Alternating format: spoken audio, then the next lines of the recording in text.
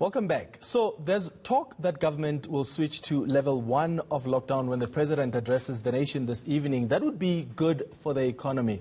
It could also be good for the president. There's a new study that explores how voters assessed their leaders during the pandemic.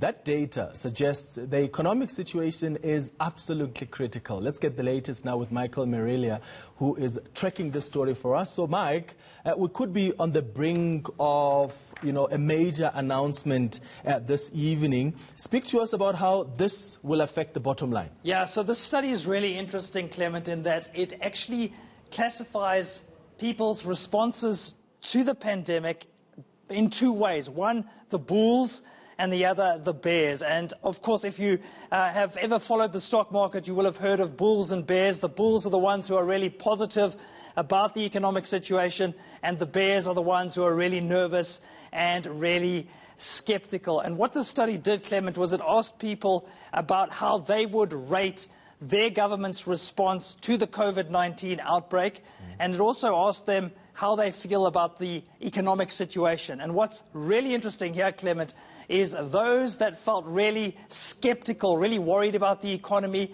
tended to give the government a much lower rating. And we're going to see that with several countries as I take you through the data. This could have important implications for South Africa as we get ready for that announcement by the president. So let's start first of all with the United States. So the bears are on your left and the bulls over there on the right. And the statement that was given to them: my country did a good job. Just 34% of the bears agreed with that statement.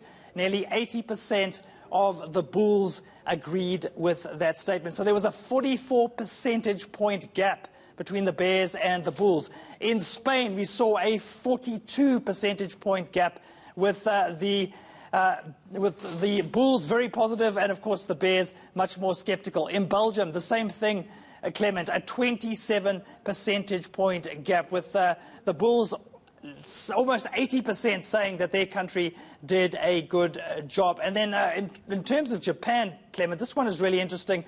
Japan is a really stable country, really economically advanced, but a massive gap between the bulls and the bears. All of these countries, in fact, are known as advanced economies. There isn't a big inequality gap, a big Gini coefficient, as it's called, and yet we are seeing this gaping hole when it comes to their assessment of their government's ability to deal with the pandemic. All of this signals to us, Clement, that the economy is really a crucial driver when it comes to sentiment during this pandemic.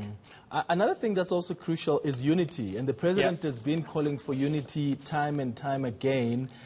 Did we lose our mojo during the lockdown? Yeah, well, it seems several countries lost their mojo, Clement. That's one thing that we can say. Let's focus on that very quickly.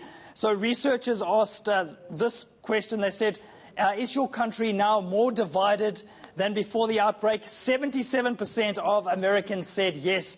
The outbreak had, in fact, divided the country even more. 54% of Germans said that there were more divisions in the country as a result of COVID-19. 46% of the British public said that divisions had become more entrenched in the UK. And Australia, which seems to have handled the pandemic fairly well, 4 out of 10 people actually said that there were more divisions in that country. And if you tally it all up, these are so-called Western nations or advanced economies. 48% of respondents, Clement, saying that COVID-19 had divided their populations. And again, as I mentioned earlier, these are relatively stable countries. Their economies are generally pretty resilient.